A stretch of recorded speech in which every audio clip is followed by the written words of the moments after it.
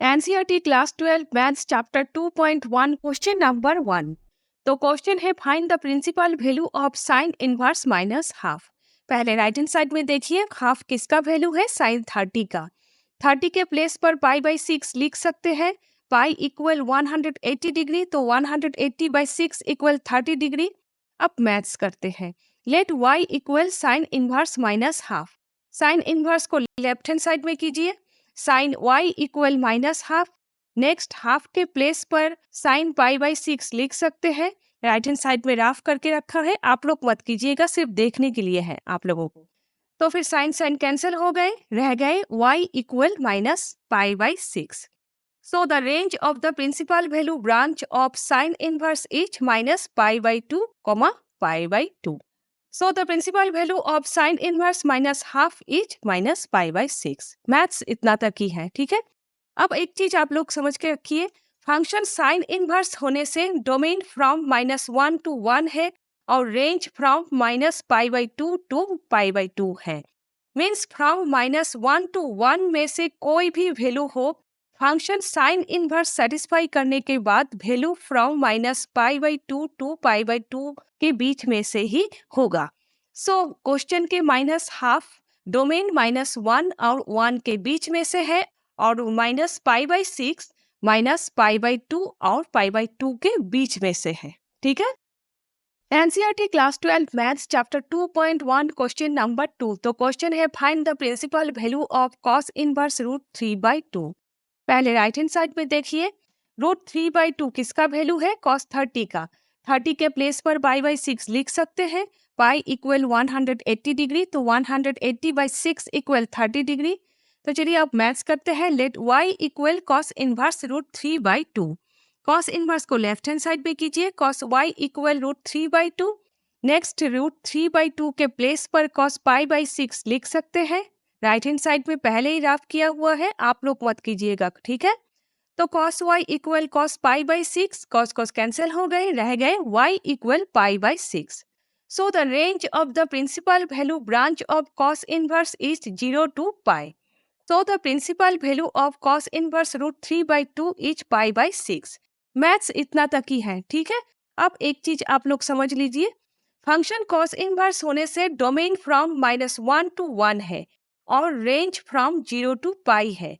Means from -1 to 1 में से कोई भी वैल्यू आप लोगे, फंक्शन cos इनवर्स सेटिस्फाई करने के बाद वैल्यू फ्रॉम 0 to पाई में से ही होगा।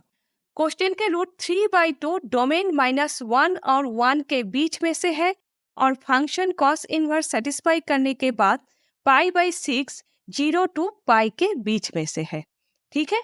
और नीचे जो डोमेन रेंज ये सब आप लोगों को देखने के लिए है, ये सब आप लोग लिखिएगा नहीं, ठीक है। NCERT class 12 maths chapter 2.1 question number 3। तो क्वेश्चन है find the principal value of cosec inverse 2। तो राइट हैंड साइड में देखिए, 2 कोसेक 30 का वैल्यू है। 30 को पाई बाई 6 लिख सकते हैं। Pi equal 180 degree, so pi by 6 equal 30 degree. ये राफ है, आप लोग कीजिएगा नहीं, सिर्फ आप लोगों को देखने के लिए है। अब मैथ्स करते हैं। Let y equal cosec inverse 2। Cosec inverse को लेफ्ट हैंड साइड पे कीजिए। Cosec y equal 2। नेक्स्ट 2 के प्लेस पर कोसेक पाई बाई 6 लिख सकते हैं। तो cosec y equal cosec pi by 6। Cosec cosec cancel हो गए, रह गए y equal pi by 6। So the range of the principal value branch of cosec inverse is minus pi by 2, pi by 2 minus 0. So the principal value of cosec inverse 2 is pi by 6. Maths इतना तक ही है। अब एक बात आप लोग समझ लीजिए, फंक्शन cosec इनवर्स होने से डोमेन रियल नंबर है, जहां पर फ्रॉम -1 to 1 माइनस है, मीन्स नहीं है, और range from minus pi by 2 to pi by 2 है और 0 नहीं है।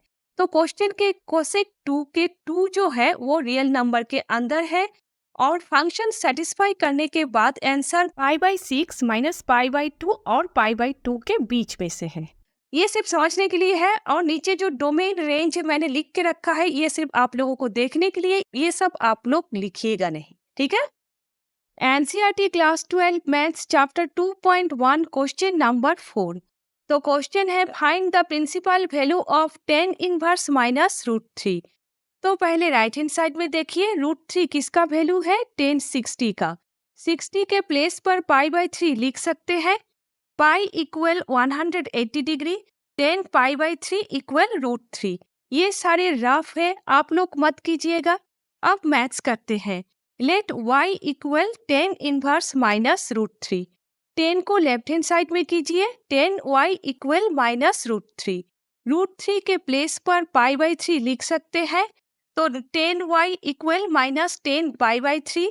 10 कैंसिल हो गए, रह गए y equal minus π/3। So the range of the principal value branch of 10 inverse is minus π/2, π/2. So the principal value of 10 inverse √3 is minus π/3.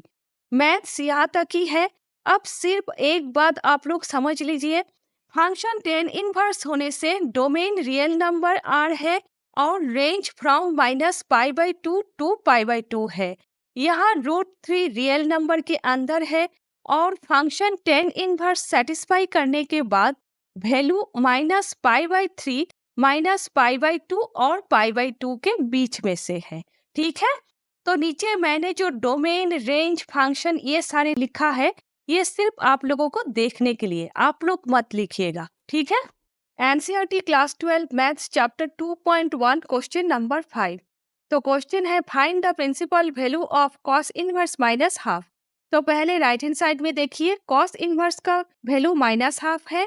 Cos, sec और cot ये तीनों फंक्शन का वैल्यू माइनस में होने से ये फॉर्मूला अप्लाई करने पड़ते हैं। Cos inverse minus x equal pi minus cos inverse x. Sec और कॉट होने से सिर्फ कॉस के प्लेस पर सेक और कॉट होंगे। फिर से देखिए हाफ किसका वैल्यू है कॉस 60 का। 60 को π/3 लिख सकते हैं। Pi equal 180 degree cos π/3 equal half. ये सारे रफ है, आप लोग मत कीजिएगा, सिर्फ आप लोगों को समझाने के लिए है। अब मैथ्स करते हैं। Let y equal cos inverse minus half. Formula लिखिए। राइट हैंड साइड में जो फॉर्मूला है x के प्लेस पर हाफ होगा, पाई minus cos inverse half. Next half के प्लेस पर कॉस π/3 लिख सकते हैं। नेक्स्ट कॉस कॉस कैंसिल हो गए, रह जाएंगे pi minus π/3। Next 3 pi minus π/3 हो गए y equal 2 π/3। So the range of the principal value branch of cos inverse is 0, pi. So the principal value of cos inverse minus half is 2 π/3। Maths यहाँ तक ही है। एक बात सिर्फ आप लोगों को समझाने के लिए है, फंक्शन कॉस इनवर्स का डोमेन -1 to 1 है, रेंज फ्रॉम 0 to पाई है, माइनस हाफ -1 और 1 के बीच में से है। फंक्शन कॉस इनवर्स सेटिस्फाई करने के बाद वैल्यू 2 π/3 0 और पाई के बीच में से है। ठीक है, नीचे मैंने जो डोमेन रेंज और फंक्शन लिखा है ये सिर्फ आप लोगों को देखने के लिए, ये सब आप लोग लिखिएगा नहीं। ठीक है। NCERT class 12 maths chapter 2.1 question number 6। तो क्वेश्चन है find the principal value of 10 inverse minus 1। आप राइट हैंड साइड में देखिए 1 किसका वैल्यू है 10 45 का। 45 को π/4 लिख सकते हैं। Pi equal 180 degree 10 π/4 equal 1। ये राफ है, आप लोग मत कीजिएगा। अब मैथ्स करते हैं। Let y equal 10 inverse minus 1। 10 को लेफ्ट हैंड साइड में कीजिए, सो 10y इक्वल -1। नेक्स्ट 1 के प्लेस पर 10 π/4 लिख सकते हैं। 10y equal -10 π/4। 10 कैंसिल हो गए, रह गए y equal -π/4। So the range of the principal value branch of 10 inverse is -π/2 to π/2। So the principal value of 10 inverse √3 is -π/4। Maths यहाँ तक ही है। अब एक बात सिर्फ आप लोगों को समझने के लिए, फंक्शन 10 इनवर्स होने से डोमेन रियल नंबर है और रेंज फ्रॉम -π/2 टू π/2 है। यहाँ -1 रियल नंबर है r और फंक्शन 10 इनवर्स सेटिस्फाई करने के बाद वैल्यू -π/4 -π/2 और π/2 के बीच के वैल्यू है। ठीक है, नीचे जो मैंने डोमेन रेंज फंक्शन ये सब लिखा है सिर्फ आप लोगों को देखने के लिए, आप लोग मत लिखिएगा। ठीक है। NCERT class 12 maths chapter 2.1 question number 7। तो क्वेश्चन है find the principal value of sec inverse 2/√3। तो पहले राइट हैंड साइड पे देख लेते हैं 2/√3 किसका वैल्यू है, सेक 30 का। 30 के प्लेस पर π/6 लिख सकते हैं, पाई इक्वल 180 डिग्री, तो सेक π/6 इक्वल 2/√3। ये सारे राफ है, आप लोग मत कीजिएगा। तो चलिए अब मैथ्स करते हैं। Let y equal sec inverse 2/√3। Sec को लेफ्ट हैंड साइड में कीजिए, सेक y इक्वल 2/√3। नेक्स्ट 2/√3 के प्लेस पर सेक π/6 लिख सकते हैं, तो sec y equal sec π/6। Sec cancel हो गए, रह गए y equal π/6। So the range of the principal value branch of sec inverse is 0 to pi minus pi/2. So the principal value of sec inverse 2/√3 is pi/6. Maths यहाँ तक ही है। एक बात सिर्फ आप लोग समझ लीजिए, फंक्शन सेक इनवर्स होने से डोमेन रियल नंबर है, जहाँ पर फ्रॉम -1 to 1 नहीं है। फंक्शन सेक इनवर्स सेटिस्फाई करने के बाद वैल्यू फ्रॉम 0 to pi के बीच में से होंगे, जहाँ पर pi/2 नहीं है। 2/√3 रियल नंबर में से है और π/6 0 और पाई के बीच के वैल्यू है। नीचे मैंने जो डोमेन, रेंज, फंक्शन ये सारे लिखा है, सिर्फ आप लोगों को देखने के लिए, आप लोग मत लिखिएगा, ठीक है। NCERT class 12 maths chapter 2.1 question number 8। तो क्वेश्चन है find the principal value of cot inverse √3। तो पहले राइट हैंड साइड में देखिए, √3 किसका वैल्यू है, कॉट 30 का। कॉट 30 को कॉट π/6 लिख सकते हैं, पाई इक्वल 180 डिग्री, तो कॉट π/6 इक्वल √3। ये राफ है, आप लोग मत कीजिएगा, सिर्फ आप लोगों को देखने के लिए। आप मैथ्स करते हैं, let y equal cot inverse √3। Cot inverse को लेफ्ट हैंड साइड में कीजिए, तो कॉट y इक्वल √3। नेक्स्ट √3 के प्लेस पर कॉट π/6 लिख सकते हैं, cot y equal cot π/6। Cot cot cancel हो गए, रह गए y equal π/6। So the range of the principal value branch of cot inverse is 0 to pi. So the principal value of cot inverse √3 is π/6। Maths यहाँ तक ही है। अब सिर्फ एक बात आप लोगों को समझने के लिए, फंक्शन कॉट इनवर्स होने से डोमेन रियल नंबर है और रेंज फ्रॉम 0 to pi है। √3 रियल नंबर है और फंक्शन कॉट इनवर्स सेटिस्फाई करने के बाद वैल्यू π/6 0 और पाई के बीच के वैल्यू है, ठीक है। नीचे मैंने जो डोमेन, रेंज, फंक्शन लिखा है वो सिर्फ आप लोगों को देखने के लिए, आप लोग मत लिखिएगा। NCERT class 12 maths chapter 2.1 question number 9।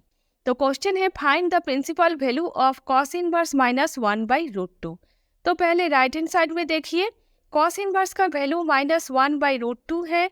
Cos, sec और कॉट ये तीनों फंक्शन का वैल्यू माइनस में होने से ये फॉर्मूला अप्लाई करने पड़ते हैं। Cos inverse -x equal pi minus cos inverse x। सेक और कॉट होने से सिर्फ कॉस के प्लेस पर सेक और कॉट लिखना है।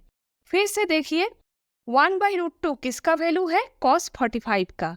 45 को π/4 लिख सकते हैं, pi equal 180 degree, cos π/4 equal 1/√2। ये सारे रफ है, आप लोगों को समझाने के लिए, आप लोग मत कीजिएगा। अब मैथ्स करते हैं। Let y equal cos inverse -1/√2। Formula लिखिए, राइट हैंड साइड में जो फॉर्मूला है, x के प्लेस पर 1/√2 होगा, तो पाई माइनस कॉस इनवर्स 1/√2। नेक्स्ट 1/√2 के प्लेस पर कॉस π/4 लिख सकते हैं। नेक्स्ट कॉस कॉस कैंसिल हो गए, रह जाएंगे पाई माइनस π/4। तो नेक्स्ट 4 पाई माइनस π/4, तो हो गए y equal 3 π/4। So the range of the principal value branch of cos inverse is from 0 to pi। आप लोग 0, पाई लिखिएगा। So the principal value of cos inverse -1/√2 is 3 π/4। Maths इतना तक ही है। अब आप लोग सिर्फ एक बात समझ लीजिए, फंक्शन कॉस इनवर्स का डोमेन -1 to 1 है, रेंज फ्रॉम 0 to pi है। -1/√2 -1 और 1 के बीच के वैल्यू है। फंक्शन कॉस इनवर्स सेटिस्फाई करने के बाद वैल्यू 3 π/4 0 और पाई के बीच के वैल्यू है। नीचे मैंने जो डोमेन फंक्शन और रेंज लिखा है वो सिर्फ आप लोगों को देखने के लिए, आप लोग मत लिखिएगा, ठीक है। NCERT class 12 maths chapter 2.1 question number 10। तो क्वेश्चन है find the principal value of cosec inverse minus √2। तो पहले राइट हैंड साइड में देखिए, √2 किसका वैल्यू है? कॉसिक 45 का। कॉसिक 45 को कॉसिक π/4 लिख सकते हैं। पाई इक्वल 180 डिग्री, तो कॉसिक π/4 इक्वल √2। ये सब रफ है, आप लोग मत कीजिएगा। तो अब मैथ्स करते हैं। Let y equal cosec inverse minus √2। Cosec को लेफ्ट हैंड साइड में कीजिए, cosec y equal minus √2। Next √2 के प्लेस पर कॉसिक π/4 लिख सकते हैं। तो कॉसिक कॉसिक कैंसिल हो गए, रह जाएंगे y equal minus π/4। So the range of the principal value branch of cosec inverse is from minus π/2 to π/2 minus 0। So the principal value of cosec inverse minus √2 is minus π/4। Maths यहाँ तक ही है। अब सिर्फ आप लोग एक बात समझ लीजिए, फंक्शन cosec इनवर्स होने से डोमेन रियल नंबर है, जहाँ पर फ्रॉम -1 to 1 नहीं है, और रेंज फ्रॉम माइनस π/2 टू π/2 है। यहाँ माइनस √2 रियल नंबर है और फंक्शन cosec इनवर्स सेटिस्फाई करने के बाद माइनस π/4 माइनस π/2 और π/2 के बीच के वैल्यू है, ठीक है। नीचे मैंने जो डोमेन फंक्शन रेंज लिखा है, ये सब सिर्फ आप लोगों को देखने के लिए, आप लोग मत लिखिएगा, ठीक है। NCERT class 12 maths chapter 2.1 question number 11। तो क्वेश्चन है find the values of the following tan inverse -1 plus cos inverse -1/2 plus sin inverse -1/2। तो tan इनवर्स -1 6 नंबर क्वेश्चन है। 6 नंबर पे मैंने डिटेल्स पे बता दिया है।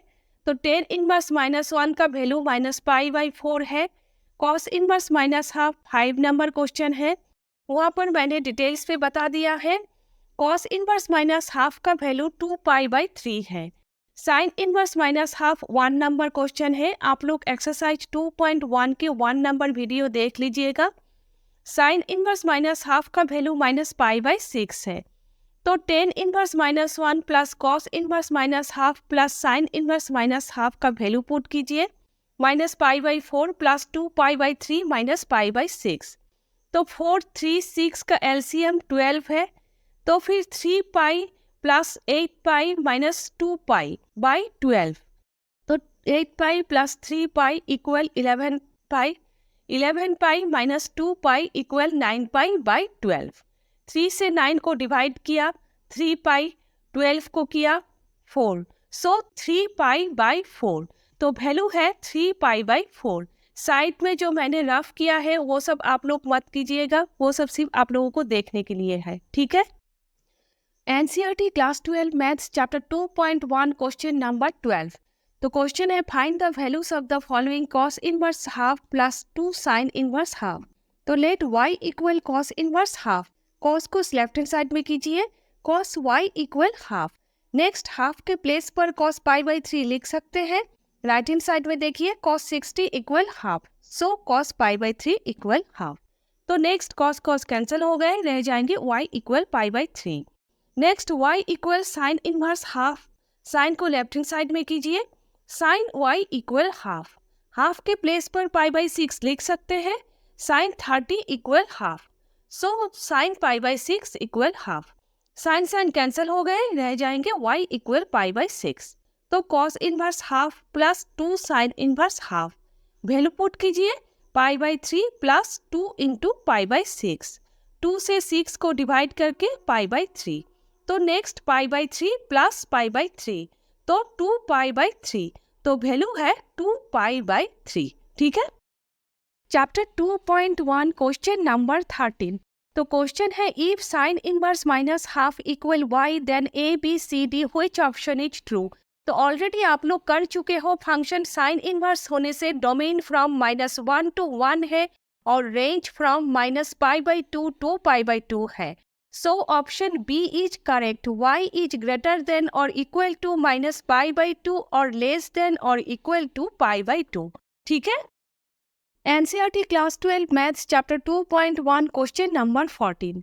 तो क्वेश्चन है tan inverse root 3 minus sec inverse minus 2 is equal to which option, A B C और डी। तो चलिए देखते हैं कौन सा ऑप्शन सही है। तो let y equal tan inverse root 3, 10 को लेफ्ट हैंड साइड में कीजिए, 10y इक्वल रूट 3।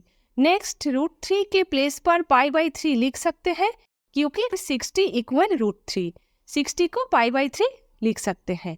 तो 10 10 कैंसिल हो गए, रह गए y इक्वल पाई बाई 3। अब let y equal sec inverse minus 2। तो फंक्शन सेक इनवर्स का वैल्यू माइनस में होने से ये फॉर्मूला अप्लाई करने पड़ते हैं। Sec inverse minus x equal pi minus sec inverse x. तो x के प्लेस पर 2 होंगे, पाई माइनस सेक इनवर्स 2, 2 के प्लेस पर पाई बाई 3 लिख सकते हैं क्योंकि सेक 60 इक्वल माइनस 2। तो sec pi by 3 equal minus 2।